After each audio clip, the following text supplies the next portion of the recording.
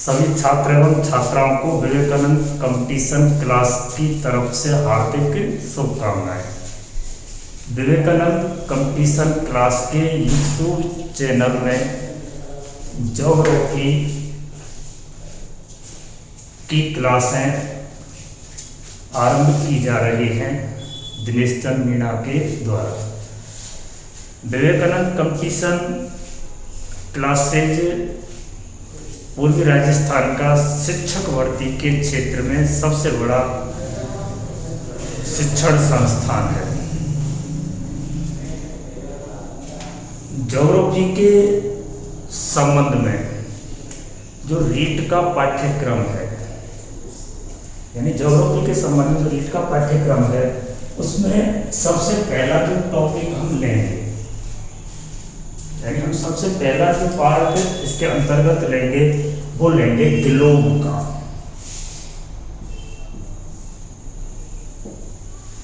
Globe यानी रीट के syllabus के अंतर्गत सेकेंड लेवल में ग्लोब का दिया गया जो पार्ट है उसमें अक्षांश और देशांतर रेखाओं से संबंधित प्रश्न पूछे गए हैं। यानी गत एग्जामों में भी अक्षांश और देशांतर रेखाओं से रिलेटेड प्रश्न पूछे गए हैं और कुछ प्रश्न समय से संबंधित भी पूछे जाते हैं जो ग्लोब को समझने के बाद आसानी से हल किए जा सकते हैं। तो सबसे पहला बिंदु होता है ग्लोब, यानी ग्लोब पृथ्वी का एक मानचित्र या प्रारूप है, यानी ग्लोब पृथ्वी का ही प्रतिरूप होता है। ग्लोब का जो जनक कहा जाता है, यानी कि ग्लोब के निर्माता, ग्लोब के निर्माता मार्टिन बेहम, ग्लोब के निर्माता है मार्टिन बेहम। यानी पृथ्वी की सर्वप्रथम जो संरचना का निर्माण किया गया था वो किया गया था मार्टिन बेहम के द्वारा। मार्टिन बेहम ने पृथ्वी का गोलीय प्रतिरूप बनाया था। इस आधार पर हम एक प्रश्न और देखते हैं, विश्व मानचित्र का जनक, यानी ग्लोब का जनक तो हम पढ़ते रहते हैं, लेकिन विश्व मानचित्र का जनक दोनों अलग अलग बिंदु हैं। विश्व मानचित्र का जनक कहा जाता है अग्नेजी मेंडल। विश्व मानचित्र का जनक कहा जाता है अग्नेजी मेंडल, यानी दोनों ही अलग अलग हैं। ग्लोब का जनक या निर्माता कहा जाता है मार्टिन बेहम, जबकि विश्व मानचित्र का जनक कहा जाता है अग्नेजी मेंडल को। ग्लोब पृथ्वी का एक प्रतिरूप है जिसमें पृथ्वी के परिधि व्यास यानी कि ध्रुवीय व्यास और विषुवतीय व्यासों का भी उल्लेख किया गया है। हम सबसे पहले बात करते हैं ग्लोब की, यानी कि ग्लोब जो पृथ्वी का एक प्रतिरूप होता है।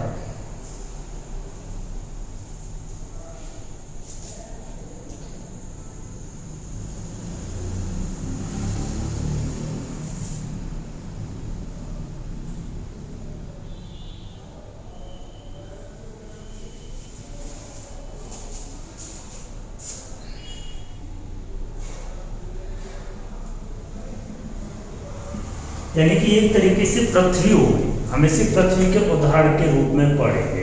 अब पृथ्वी की जो संपूर्ण परिधि है, यानी कि इस तरीके से, यानी इस सर्किल की जो एक परिधि बनती है, हम सामान्यतः गणित में पढ़ चुके होते हैं 9वीं 10वीं में वृत्त की परिधि। इसी तरीके से ग्लोब की जो परिधि होती है, इस ग्लोब की परिधि की कुल लंबाई, या हम ये कहते हैं पृथ्वी की परिधि, पृथ्वी की परिधि, पृथ्वी की जो परिधि है, यानी कि इस परिधि की, इसे हम कहेंगे ध्रुवीय परिधि। क्या कहेंगे? ध्रुवीय परिधि। पृथ्वी की परिधि कह सकते हैं या ऐसे कह सकते हैं हम ध्रुवीय परिधि। इस ध्रुवीय परिधि की जो कुल लंबाई है 40,009 किलोमीटर, यानी ध्रुवीय जो परिधि है इसकी कुल लंबाई कितनी होती है? 40,009 किलोमीटर। अभी जो ध्रुवीय परिधि यानी कि इस ध्रुव से लेकर यूं घूमकर हम जब चलते हैं तो इसी ध्रुव पर पहुंचेंगे तो कुल लंबाई कितनी हो गई 40,009 किलोमीटर। जबकि पृथ्वी के बिल्कुल बीचों बीच में यानी कि पृथ्वी की जो आकृति होती है, ध्रुव की आकृति होती है, इसके दोनों ध्रुव आपस में दबे हुए होते हैं।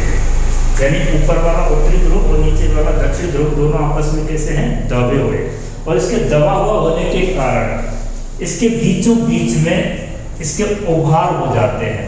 यानी कि हम देखते हैं जैसे कि अंडा आकार होता है या एक बैलून लेकर चलते हैं, बैलून में हवा भरने के बाद यदि हम उसे दाबेंगे तो बीच में से उसका उभार हो जाएगा, यानी कि लगभग इस तरीके की आकृति बन जाती है यदि हम बैलून को दाबते हैं तो इसी तरीके से पृथ्वी के जो दोनों ध्रुव आपस में दबे हुए हैं तो ये जो बीच वाला क्षेत्र है इसकी लंबाई स्वतः ही बढ़ जाती है। और पृथ्वी के बिल्कुल बीचों बीच में जो परिधि बनकर आती है, इस परिधि को हम कहेंगे विषुवतीय परिधि, क्योंकि पृथ्वी के बिल्कुल बीचों बीच खींची गई रेखा कहलाती है विषुवत रेखा। और विषुवत रेखा के आसपास का जो वृत्त बनता है ये वृत्त कहलाता है विषुवतीय वृत्त। और इस विषुवतीय वृत्त की परिधि, विषुवतीय वृत्त की परिधि या हम इसे कहते हैं विषुवतीय परिधि, बात एक ही होती है। यानी विषुवतीय वृत्त की परिधि या विषुवतीय परिधि। विषुवतीय परिधि की जो लंबाई है ये होती है 40,077 किलोमीटर। तो आपने अंतर देखा होगा, ध्रुवीय परिधि की तुलना में विषुवतीय परिधि की लंबाई अधिक होती है। यानी ध्रुवीय परिधि का कम होने का कारण होता है दोनों ध्रुवों का आपस में झुका हुआ, जबकि विषुवतीय परिधि की लंबाई अधिक होने का कारण होता है कि पृथ्वी के बिल्कुल बीचों बीच की आकृति का अंडाकार रूप ले लेना। अब हम आगे बात करें कि जो पृथ्वी है, इस पृथ्वी के दो व्यास बनते हैं, यानी कि पूर्व से पश्चिम खींचा गया जो व्यास हुआ यह कहलाएगा विषुवतीय व्यास। क्या होता है? विषुवतीय व्यास। और इस विषुवतीय व्यास की जो कुल लंबाई होती है, यानी कि पूर्व से पश्चिम की दूरी कह सकते हैं या विषुवतीय व्यास की जो कुल लंबाई है, इसकी लंबाई होती है 12,756 किलोमीटर। यानी विषुवतीय व्यास की लंबाई कितनी होती है? 12,756 किलोमीटर इसकी लंबाई होती है। अब इसी आधार पर हम ध्रुवीय व्यास की बात करें, यानी कि उत्तरी ध्रुव से लेकर दक्षिणी ध्रुव तक जो ध्रुवीय व्यास है, और इस ध्रुवीय व्यास की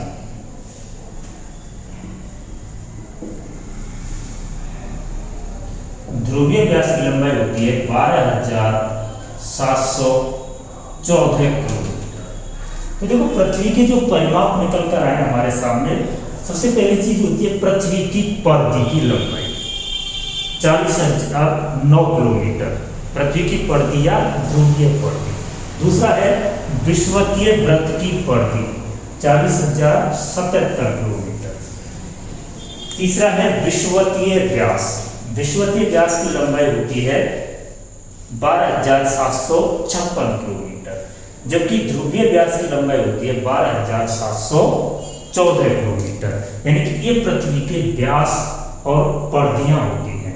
हमने कहा था अभी ध्रुव के निर्माता या जनक कहलाते हैं मार्टिन बेहम, जबकि विश्व मानचित्र का जनक कहलाता है अग्नेजी मेंडल। अब इससे आगे पृथ्वी की यदि संकल्पनाओं का अध्ययन करें आगे चलकर, सबसे पहला तो बिंदु आता है कि इस पर खींची गई जो रेखाएं होती हैं, यानी कि पृथ्वी पर या ग्लोब पर खींची गई जो काल्पनिक रेखाएं होती हैं, खींची गई काल्पनिक रेखाओं को अक्षांश और देशांतर रेखाएं कहते हैं। यानी पृथ्वी पर खींची गई काल्पनिक रेखाएं कहलाती हैं अक्षांश और देशांतर रेखाएं। अब सबसे पहली बात होती है कौन सी रेखाएं क्या कहलाती हैं। पहला बिंदु होता है इसमें अक्षांश रेखाएं। क्या है? अक्षांश रेखाएं। अब पृथ्वी पर पूर्व से पश्चिम यानी पूर्व से पश्चिम खींची गई काल्पनिक रेखाएं कहलाती हैं अक्षांश रेखाएं। यानी पृथ्वी पर पूर्व से पश्चिम यानी कि सभी इस तरीके से खींची गई जो रेखाएं होती हैं वो कहलाती हैं अक्षांश रेखाएं। ये जो अक्षांश रेखाएं होती हैं, अब यहां से भी प्रश्न कई बार एग्जाम में बनते हैं।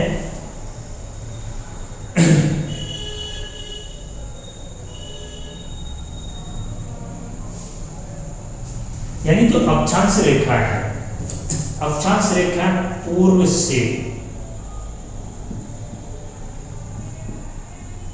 पश्चिम खींची गई काल्पनिक रेखाएं,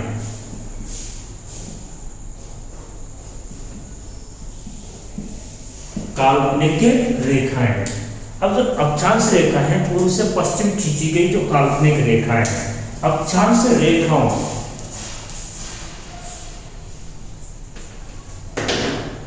यानी जो सभी अक्षांश रेखाएं, सभी अक्षांश रेखाएं एक दूसरे के समानांतर होती है।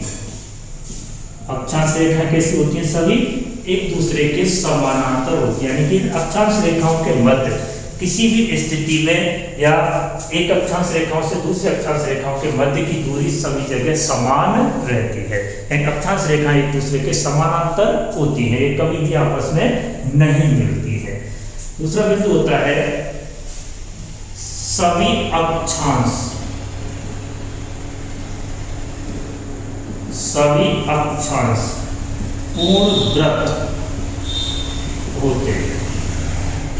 यानी सभी अक्षांश कैसे होते हैं? पूर्ण वृत्त होते हैं।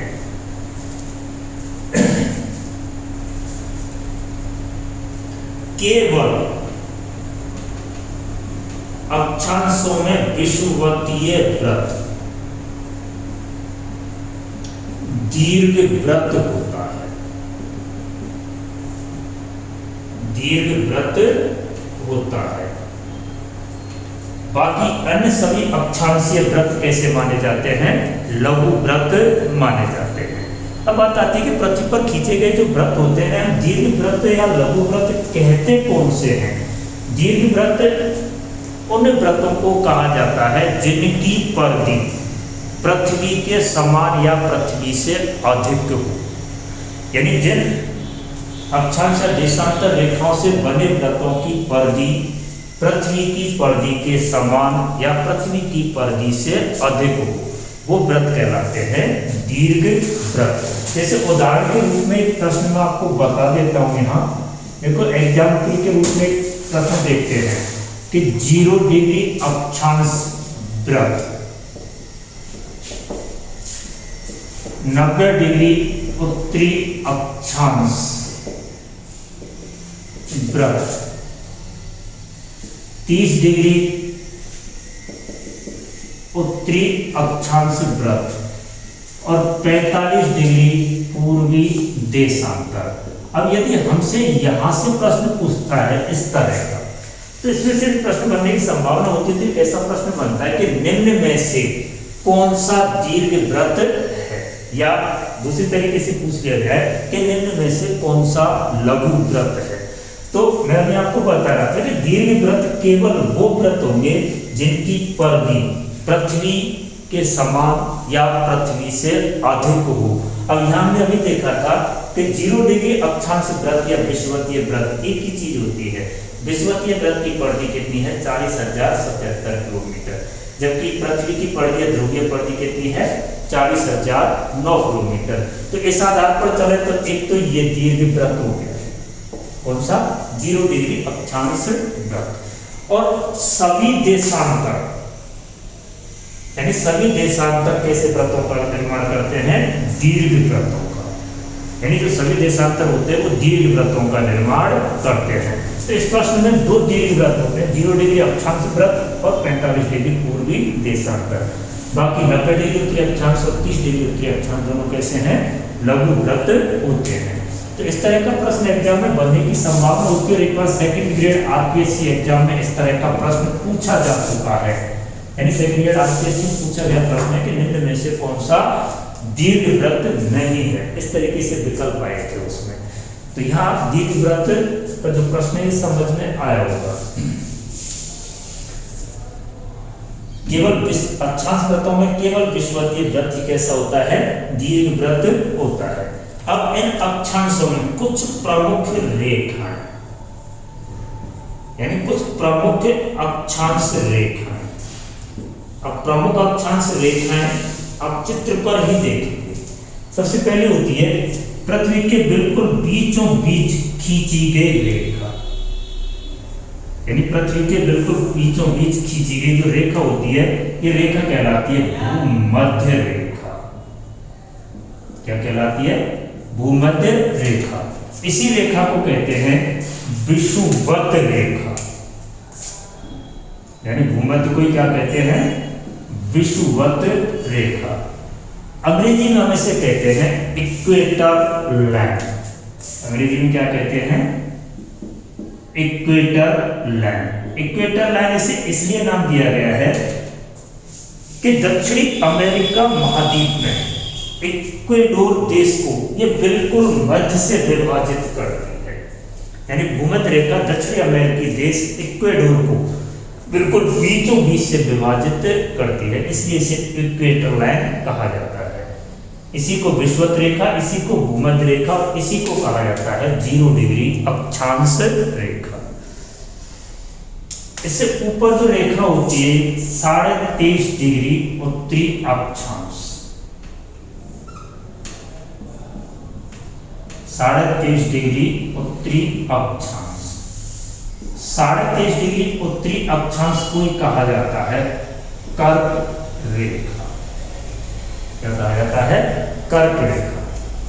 जबकि 23.5 डिग्री दक्षिणी अक्षांश को, 23.5 डिग्री दक्षिणी अक्षांश को कहा जाता है मकर रेखा। यानी 23.5 डिग्री उत्तरी अक्षांश को कर्क रेखा, 23.5 डिग्री दक्षिणी अक्षांश को मकर रेखा, और 0 डिग्री अक्षांश को कहा जाता है भूमध्य रेखा, विषुवत रेखा या इक्वेटर लाइन। इसके ऊपर 66.5 डिग्री उत्तरी अक्षांश और 66.5 डिग्री दक्षिणी अक्षांश, यानी 66.5 डिग्री उत्तरी अक्षांश को कहा जाता है आर्कटिक वृत्त या आर्कटिक रेखा। यानी 66.5 डिग्री उत्तरी अक्षांश को आर्कटिक और 66.5 डिग्री दक्षिणी अक्षांश को कहा जाता है अंटार्कटिक वृत्त या अंटार्कटिक रेखा। तो पृथ्वी पर कुछ प्रमुख रेखाएं होती हैं। 0 डिग्री अक्षांश भूमध्य रेखा, 23.5 डिग्री उत्तरी अक्षांश कर्क रेखा, 66 डिग्री उत्तरी अक्षांश को कहा जाता है आर्कटिक वृत्त, 23.5 डिग्री दक्षिणी अक्षांश को कहा जाता है मकर रेखा, और 66 डिग्री दक्षिणी अक्षांश को कहा जाता है अंटार्कटिक वृत्त या अंटार्कटिक रेखा। पृथ्वी पर जो बिल्कुल बीचों बीच से खींची गई है भूमध्य रेखा, ये भूमध्य रेखा संपूर्ण पृथ्वी को 2 गोलार्धों में बांटती है। यानी संपूर्ण पृथ्वी को कितने गोलार्धों में बांट देती है, 2 गोलार्धों में। इसके ऊपर वाला जो भाग होता है वो कहलाता है उत्तरी गोलार्ध। हमें थोड़ा सा इस बिंदु से अलग चर्चा करेंगे। इस बिंदु पर इसका दक्षिणी भाग कहलाता है दक्षिणी गोलार्ध। क्या कहलाता है, दक्षिणी गोलार्ध। उत्तरी गोलार्ध और दक्षिणी गोलार्ध में असमानताएं होती हैं, और ये असमानताएं हम अगले उसमें पढ़ेंगे, क्योंकि वायुदाब, तापमान, सारी चीजों को परिवर्तन होता है। क्योंकि उत्तरी गोलार्ध में जल और स्थल का जो अनुपात है वो अलग अलग है। उत्तरी गोलार्ध में जल होता है 40%, जबकि स्थल का भाग है 60%। यानी 40:60 में क्या होता है, जल और स्थल का अनुपात होता है उत्तरी गोलार्ध में। इसीलिए उत्तरी गोलार्ध को कहा जाता है स्थलीय गोलार्ध। क्या कहा जाता है? स्थलीय गोलार्ध। जबकि दक्षिणी गोलार्ध में जल और स्थल का जो अनुपात है, यह जल होता है 81%, लगभग 80 लिखा हुआ मिल जाता है, यानी 81, जबकि स्थल का जो अनुपात होता है वो 19 या कहीं कहीं पर 20 लिखा मिल जाता है। तो कोई बहुत बड़ा अंतर नहीं होता 80 और 81 में, यानी 81 अनुपात 19 में दक्षिणी गोलार्ध में जल और स्थल का अनुपात होता है। यानी दक्षिणी गोलार्ध में जल का अनुपात होता है 81 और स्थल का अनुपात होता है 19। और इसी कारण दक्षिणी गोलार्ध को कहा जाता है जलीय गोलार्ध। क्या कहा जाता है? जलीय गोलार्ध। यानी उत्तरी गोलार्ध को कहा जाता है स्थलीय गोलार्ध और दक्षिणी गोलार्ध को कहा जाता है जलीय गोलार्ध, क्योंकि जल की अधिकता होती है यहाँ और उत्तरी गोलार्ध में स्थल की अधिकता होती है, इसलिए इसे स्थलीय गोलार्ध कहा जाता है। इस स्थल और जल की असमानता के कारण मैं आपको ओरली बता रहा हूँ 5-6 प्रश्न जो होते हैं कि उत्तरी जो गोलार्ध है, उत्तरी जो गोलार्ध है, उत्तरी गोलार्ध में स्थल की अधिकता होने के कारण यहाँ वायुदाब कम होता है, तापमान अधिक रहता है। उत्तरी गोलार्ध में वायुदाब कम और तापमान अधिक होने के कारण ही यहाँ सागरीय लवणता दक्षिणी गोलार्ध की तुलना में कैसी होती है? अधिक होती है। ये बहुत महत्वपूर्ण प्रश्न होते हैं, सेकंड ग्रेड में भी होते हैं और थर्ड ग्रेड में भी होते हैं कि सागरीय लवणता से प्रश्न पूछे जाते हैं, वायुदाब से प्रश्न पूछे जाते हैं, तापमान से प्रश्न पूछे जाते हैं। तो वो जैसे मैं अभी बता रहा था, उत्तरी गोलार्ध में स्थल अधिक है, स्थल अधिक है तो यहाँ तापमान भी कैसे है? अधिक। और तापमान अधिक होंगे तो यहाँ वायुदाब कैसा होगा? कम होगा। वायुदाब भी कम होता है। दूसरी स्थिति, तापमान और वायुदाब दोनों ही कम है तो सागरीय लवणता भी कैसी होती है? अधिक होती है, क्योंकि तापमान अधिक है तो वाष्पंदर अधिक होती है और इस कारण लवणता कैसी होती है? अधिक। उत्तरी गोलार्ध में बंद सागर अधिक होते हैं, यानी बंद सागर अधिक होते हैं। सीटेट एग्जाम 2019-20 में जो एग्जाम हुआ था उसमें एक प्रश्न आया था कि मृत सागर में तैरना आसान क्यों होता है? तो वो ये लवणता वाले बिंदु पर आकर ही होता है, क्योंकि उस सागर की लवणता अधिक होती है जिससे सागरीय जल का घनत्व अधिक होता है और इसी कारण उसमें तैरना कैसा होता है? आसान। जबकि दक्षिणी गोलार्ध में स्थल कम है और जल अधिक है, तो यहाँ सागरीय जो तापमान है वो भी कैसा होता है? कम होता है। वायुदाब उच्च होते हैं और वायुदाब उच्च होते हैं, तापमान कम होता है तो यहाँ वाष्पंदर भी कैसी होती है? कम। और वाष्पंदर जब कम होगी तो लवणता सतह कैसी हो जाएगी? कम। ये प्रश्न केवल गोलार्धीय स्तर स्थिति पर होते हैं।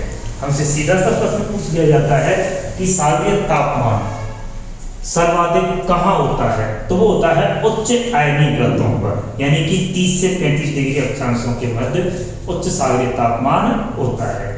इससे आगे वाले जो प्रश्न हैं वो हम अगले चैनल पर अगले भाग में आकर देखें।